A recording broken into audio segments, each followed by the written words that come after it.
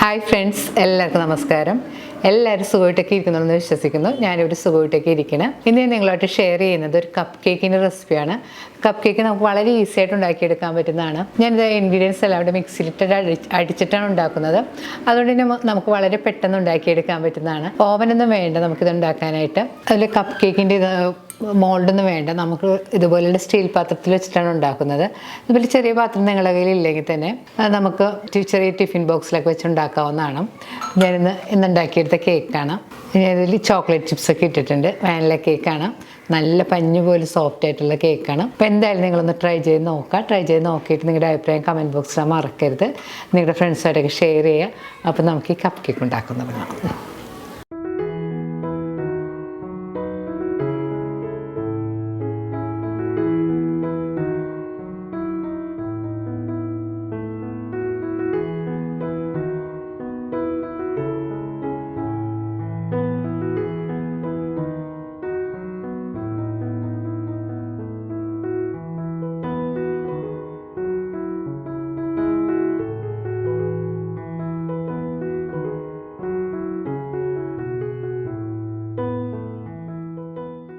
Cake ഉണ്ടാക്കാനായിട്ട് ആദ്യം നമുക്ക് മിക്സിയുടെ ഒരു ജാറിലേക്ക് 2 മുട്ട പൊട്ടിച്ചൊഴിച്ചു കൊടുക്കാം. മുട്ട ഉപയോഗിക്കാത്തവരാണെങ്കിൽ അതിന് പകരമായിട്ട് നമുക്ക് അരക്കപ്പ് തൈരോ അല്ലെങ്കിൽ അരക്കപ്പ് മിൽക്ക് മെയ്ഡോ ഉപയോഗിക്കാം.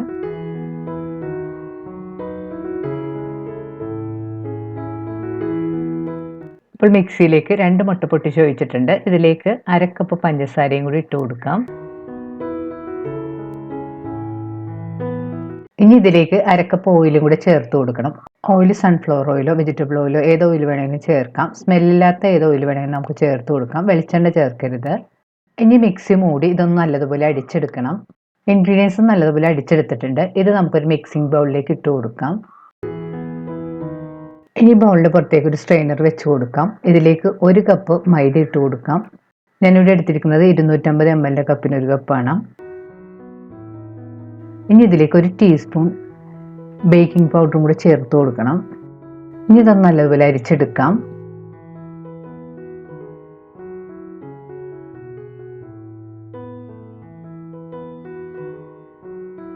ഇനി ഒരു സ്പാറ്റിലയോ വിസ്കോ കൊണ്ട് പതുക്കെ ഒന്ന് മിക്സ് ചെയ്ത് യോജിപ്പിക്കണം.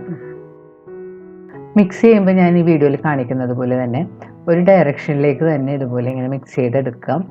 കൂടുതൽ ഓവർ മിക്സ് ആയി പോയിട്ടുണ്ടെങ്കിൽ നമ്മുടെ കേക്ക് കുറച്ച് ഹാർഡായി പോകും. ഇതുപോലെ തന്നെ നമ്മൾ പതുക്കെ മിക്സ് ചെയ്ത് യോജിപ്പിക്കാം.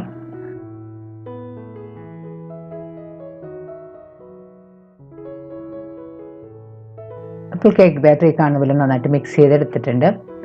ഇനി ഇതിലേക്ക് നമുക്ക് കുറച്ച് പാലും കൂടി ചേർത്ത് കൊടുക്കണം. ഞാൻ ഇതിലേക്ക് ഒരു 3 ടേബിൾ സ്പൂൺ പാല് ചേർത്ത് കൊടുക്കുന്നുണ്ട്. പാല് ചേർത്തതിന് ശേഷം വീണ്ടും സ്പാറ്റില കൊണ്ട് പതുക്കെ മിക്സ് ചെയ്ത് യോജിപ്പിക്കാം. ബാറ്റർ കൂടുതൽ തിക്കാണെന്ന് തോന്നുകയാണെങ്കിൽ 1 ടേബിൾ സ്പൂൺ പാലും കൂടെ നമുക്ക് ചേർത്ത് കൊടുക്കാം. ഇനി ഇതിലേക്ക് 1 ടീസ്പൂൺ വാനില എസൻസും കൂടെ ചേർത്ത് കൊടുക്കാം.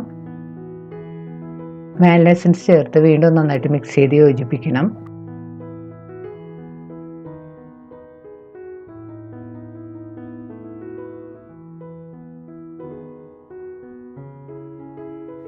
ഇപ്പോൾ കേക്കിനുള്ള ബാറ്ററി കാണുന്ന പോലെ നന്നായിട്ട് മിക്സ് ചെയ്തെടുത്തിട്ടുണ്ട്. ഈ കൺസിസ്റ്റൻസിയിൽ വേണം കേക്ക് ബാറ്ററി ഇരിക്കാനായിട്ട്.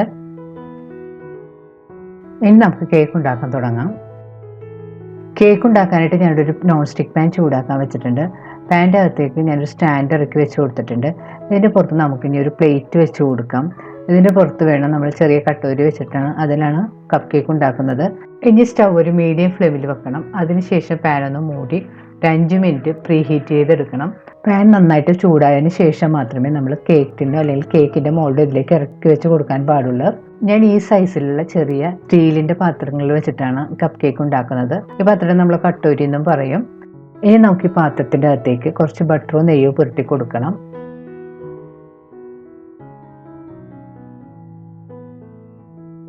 ഇനി പാത്രത്തിൻ്റെ നടുവിലേക്ക് റൗണ്ട് ഷേപ്പിൽ കട്ട് ചെയ്ത് വെച്ചിരിക്കുന്ന ബട്ടർ പേപ്പർ വെച്ച് കൊടുക്കാം.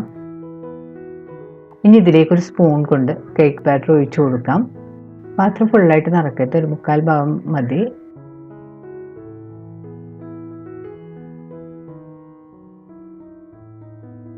ഇനി കേക്ക് ബാറ്ററിൻ്റെ മുകളിലേക്ക് നമുക്ക് ട്യൂട്ടി ഫ്രൂട്ടിയോ അല്ലെങ്കിൽ ചോക്ലേറ്റ് ചിപ്സ് ഇട്ട് കൊടുക്കാം. ഞാനിവിടെ ഇതിലേക്ക് ഇട്ട് കൊടുത്തിരിക്കുന്നത് ചോക്ലേറ്റ് ചിപ്സാണ്. എൻ്റെ അടുത്ത് ഇപ്പോൾ ഇതുണ്ടായിരുന്നുകൊണ്ട് ഞാനിത് ഇട്ട് കൊടുക്കുന്നത്. ഇപ്പോൾ നിങ്ങൾക്ക് വേണമെങ്കിൽ ടൂട്ടി ഫ്രൂട്ടി വേണമെങ്കിൽ ഉപയോഗിക്കാം. ഒന്നുമില്ലാതെ പ്ലെയിനായിട്ട് വേണമെങ്കിൽ നമുക്ക് ഉണ്ടാക്കിയെടുക്കാം. ഞാനിവിടെ കാണിച്ചിരിക്കുന്ന മെഷർമെൻറ്റിൽ നമുക്ക് ഇതുപോലുള്ള 5 കപ്പ് കേക്ക് ഉണ്ടാക്കിയെടുക്കാൻ പറ്റും. നമ്മൾ ഉപയോഗിക്കുന്ന പാത്രം കുറച്ചുകൂടി ചെറുതൊക്കെ ആണെങ്കിൽ കൂടുതൽ എണ്ണം വേണമെങ്കിൽ നമുക്ക് ഉണ്ടാക്കാം. മൂടി വെച്ച് പ്രീ ഹീറ്റ് ചെയ്യാൻ തുടങ്ങിയിട്ട് 5 മിനിറ്റെല്ലാം കഴിഞ്ഞ് മൂടി മാറ്റിയതിന് ശേഷം നമുക്ക് നോക്കാം. ഇപ്പം നന്നായിട്ട് ചൂടായി വന്നിട്ടുണ്ട്. ഇനി ഇതിലേക്ക് നമുക്ക് റെഡിയാക്കി വെച്ചിരിക്കുന്ന കട്ടോരികൾ ഓരോന്നിട്ട് ഇറക്കി വെച്ച് കൊടുക്കാം.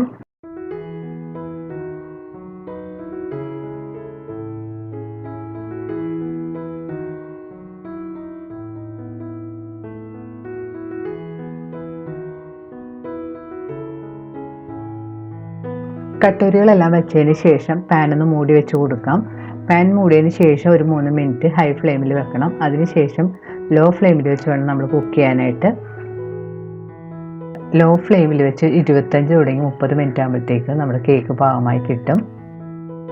കേക്ക് മൂടി വെച്ച് കുക്ക് ചെയ്യാൻ തുടങ്ങിയിട്ട് 25 മിനിറ്റ് എല്ലാം കഴിഞ്ഞിട്ടുണ്ട്. ഇനി നമുക്ക് തുറന്ന് നോക്കാം. തുറന്നതിന് ശേഷം ഒരു സ്ക്യൂവറോ കത്തി കൊണ്ട് കുത്തി നോക്കാം. സ്ക്യൂവർ നല്ല ക്ലീൻ ആയിട്ട് വന്നിട്ടുണ്ട്. അതിലൊന്നും ഒട്ടും ഒട്ടിപ്പിടിച്ചിട്ടില്ല. കേക്ക് നല്ല പാകമായി വന്നിട്ടുണ്ട്. ഇനി നമുക്ക് സ്റ്റവ് ഓഫ് ചെയ്യാം. സ്റ്റവ് ഓഫ് ചെയ്തതിന് ശേഷം കേക്ക് ഓരോന്നായിട്ട് നമുക്ക് പുറത്തേക്ക് എടുക്കാം. നല്ല കാണാൻ ഭംഗിയുള്ള നല്ല സോഫ്റ്റ് ആയിട്ടുള്ളൊരു കേക്കാണിത്. ഇപ്പോൾ കേക്ക് പുറത്തെടുത്ത് വെച്ചിട്ട് കുറച്ച് സമയമെല്ലാം കഴിഞ്ഞ് ചെറുതായിട്ട് ചൂടെല്ലാം കുറഞ്ഞ് വന്നിട്ടുണ്ട്. ഇനി നമുക്ക് കേക്ക് പുറത്തേക്ക് എടുക്കാം.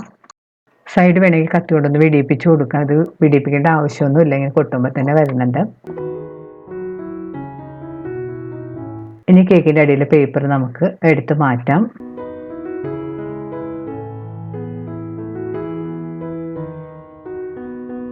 കേക്ക് പുറത്തേക്ക് എടുത്തതിന് ശേഷം നമുക്ക് കൈകൊണ്ട് അമർത്തി നോക്കാം. നല്ല സോഫ്റ്റ് ആയിട്ടുള്ളൊരു കേക്കാണിത്. ഇനി നമുക്ക് ഈ കേക്ക് ഒന്ന് കട്ട് ചെയ്ത് നോക്കാം. നല്ല പഞ്ഞി പോലെ സോഫ്റ്റ് ആയിട്ടുള്ളൊരു കേക്കാണ്. അപ്പോൾ എന്തായാലും നിങ്ങളൊന്ന് ട്രൈ ചെയ്ത് നോക്കുക. ട്രൈ ചെയ്ത് നോക്കിയിട്ട് നിങ്ങളുടെ അഭിപ്രായം കമൻറ്റ് ബോക്സിൽ ഇടാൻ മറക്കരുത്. നിങ്ങളുടെ ഫ്രണ്ട്സായിട്ടൊക്കെ ഷെയർ ചെയ്യുക. വീണ്ടും ഇതുപോലെ അമ്മയും ടേസ്റ്റിയുമായിട്ടുള്ള റെസിപ്പി ആയിട്ട് നമുക്ക് കാണാം. Thank you.